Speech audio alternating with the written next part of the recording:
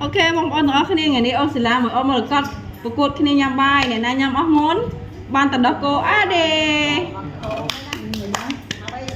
ok giờ mặt tay thơm hộp xanh á hay mà với mặt mà mơ tha này cái nhắm óc món ok cho mặt tay nè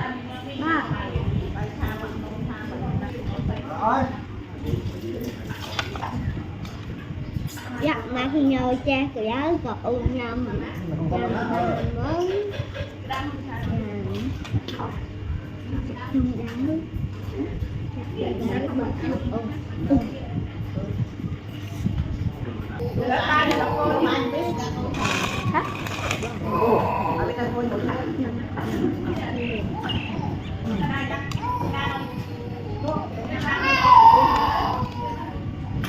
nó không gì hả?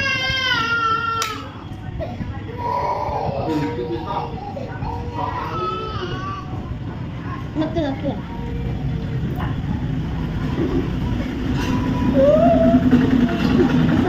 Sạc.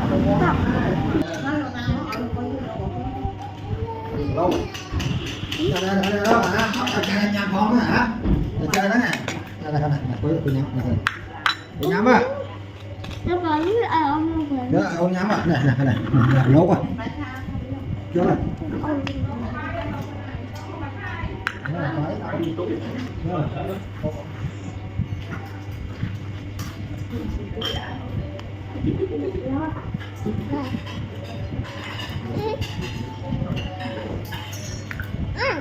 ông xưa giờ nó ăn lâu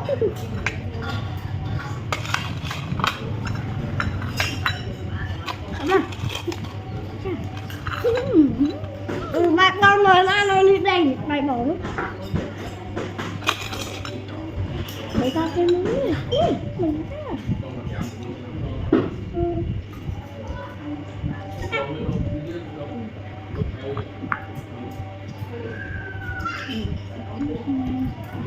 như chào cho khi bài thở nữa nhá tụi má nó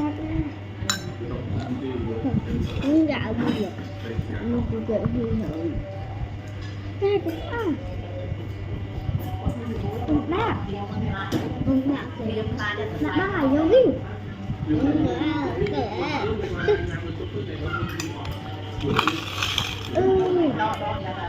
sao gần người cảm ơn bà cô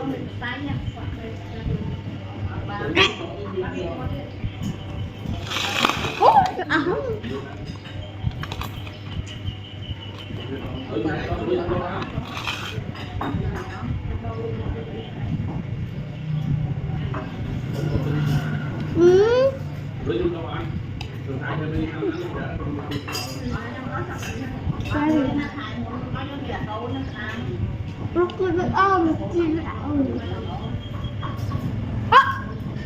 đặt trường rồi nha tôi kêu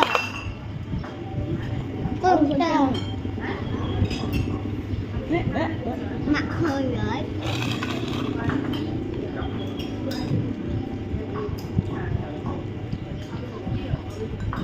dạ gì nên chăm cho khi sợ nhá mưa tôi thì dần bự mặt bằng khơi nó cho khỏe mặt tôi quánh cho nó khỏe còn ăn con thế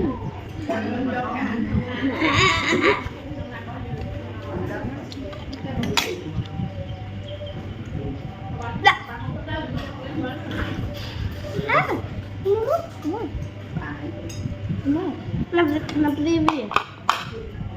Anh làm gì vậy?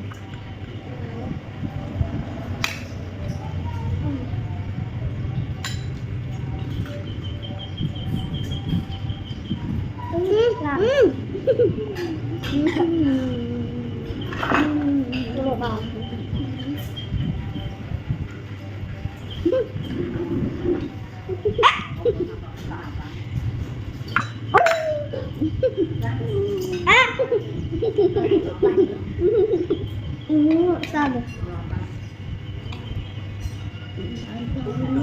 Ô! Bành. Bành không.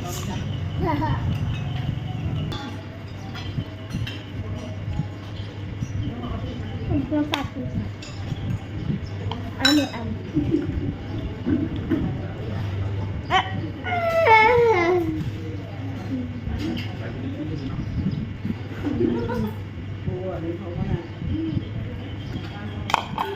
Cọ cùi cà. Con phải lái mua ở con thuê. Ôi trời ơi, mà không ông tè mà khi con không biết làm thứ gì. Con không biết làm thứ gì. Ông lên mình ăn cái bánh tiền.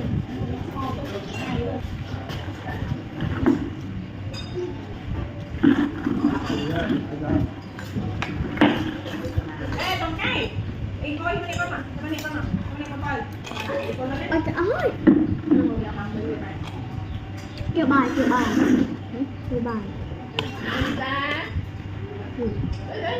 Tôi ăn được không nhỉ?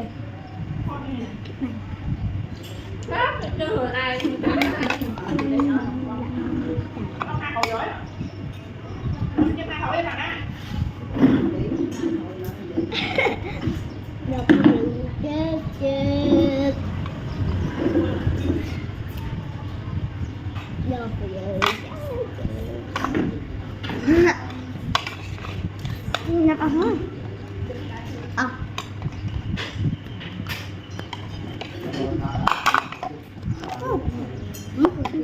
Gì vậy? Gì vậy? Quên lan rồi. Là khi á.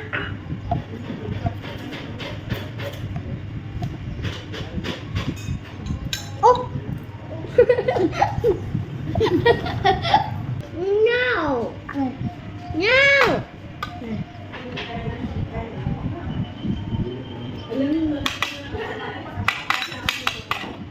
Bài mình nghe cha.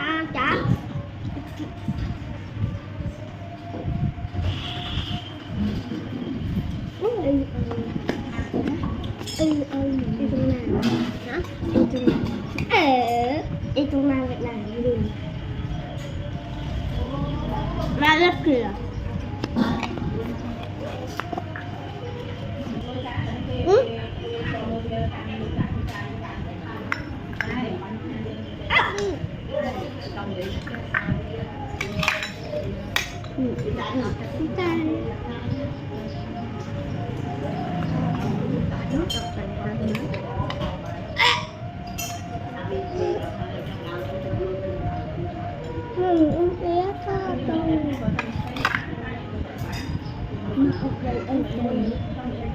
Ba.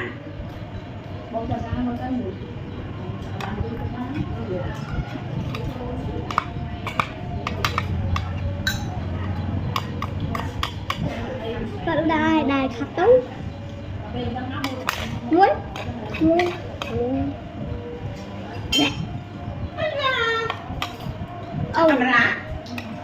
Cứ khạc ngạc ngon. Ông ơi thật sạch quá. Ủa tôi làm gạo đâu. Ngạm chơi đặt.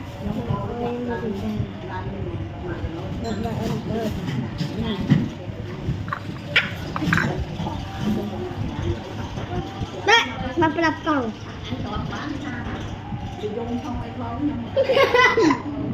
Một đại vòng. Thầy kể lắm. Chơi kể nào bao nữa.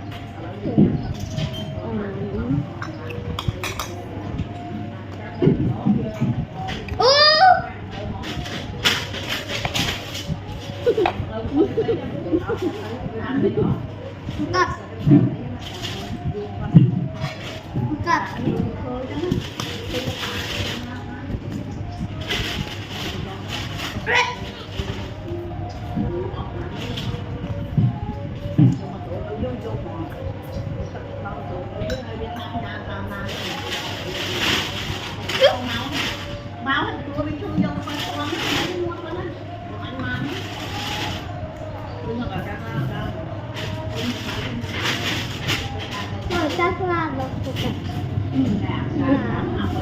cơ hội của ta đang đua qua bởi hai đấy ta gặp tôi gặp tôi thấy cái thằng mà vô đây thường quân trong cái thằng trong Rồi vương chồng á. Ăn một đám. Anh mặc cái phà vô đây à. Anh vương cá. Tôi cũng xong vừa vài rồi. Hà môn thì chân từ quá chắc. Hà môn trắng sẽ đó. Hà môn thì hà của quân lấy phía hai vào đây thôi. Dột đây ở bên trong. Và ông thường chạy.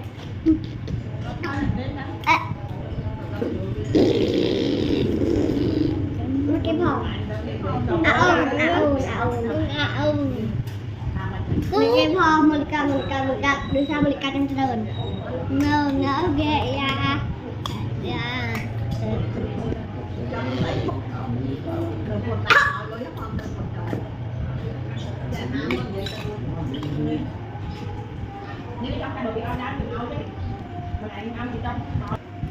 Bố một cà phê mà con nhắm mà ta cứ chẳng được ấy nha khoảng mới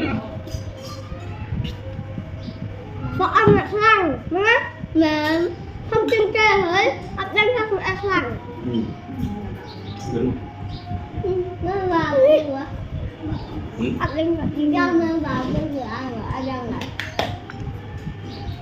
đây mà ăn thử bây giờ thử nó cái ai này cho khi bảo không cái tiết vì chả đừng chặt chành nó hả chả đừng chặt chành nó vậy là bà thường bữa khi dụ du bàn con mới đặt con mới đặt nhưng mà không đặt được